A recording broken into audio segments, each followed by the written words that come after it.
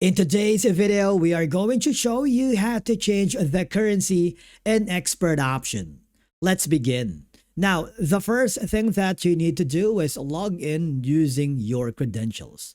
It's important to know that as of the moment, expert option does not provide an option to manually change your account's base currency after it has been created. The platform primarily operates using USD.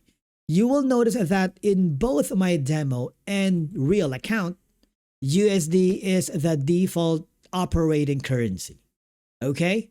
However, if you go to the finances, you will notice that, for example, you are using Maestro or MasterCard, it is set to the default currency where you are located. Now, on the drop-down menu, the only thing that you can change the currency is during the deposit. Right now, it's set to PHP and I can use the USD. And you may notice that I can see all the percentage bonus into the USD dollars.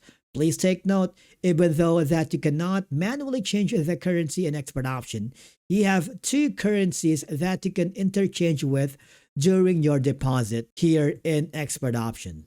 Remember, as of the moment, you cannot change your account currency directly in expert option.